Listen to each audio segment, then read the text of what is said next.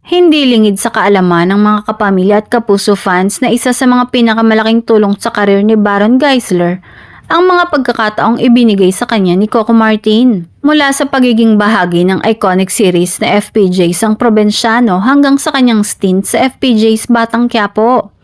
Malinaw na pinahahalagahan ni Baron ang tiwala at suporta ng kapamilya aktor.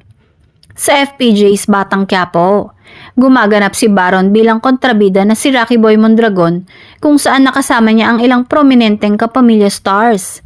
Sa mga nakaraang interview, sinabi ni Baron na nakakatuwa at nakakababa ng pride ang maging bahagi ng serye at higit sa lahat, ang makatrabaho si Coco Martin na hindi lamang lead actor kundi producer din ng proyekto.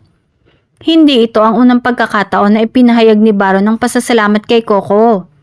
Sa kanyang pagbabalik sa Primetime TV, binigyan siya ng pagkakataong makagawa ng comeback sa pamamagitan ng mga proyekto kung saan nakafocus ang direktor sa pagbibigay ng second chances sa mga aktor na dumaan sa personal at career struggles.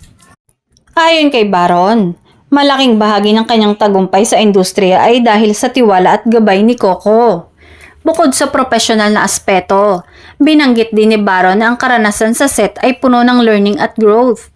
Ang bawat eksena at proyekto ay nagbigay sa kanya ng opportunity na ipakita ang kanyang versatility bilang aktor at higit sa lahat na ipakita rin ang kanyang pasasalamat sa mga taong nagtiwala sa kanya lalo na kay Coco Martin. Para sa mga fans ng serye, malinaw na ang respeto at gratitude sa pagitan ng cast ay isa sa mga dahilan kung bakit tumatangkilik pa rin ang publiko sa kanilang mga proyekto.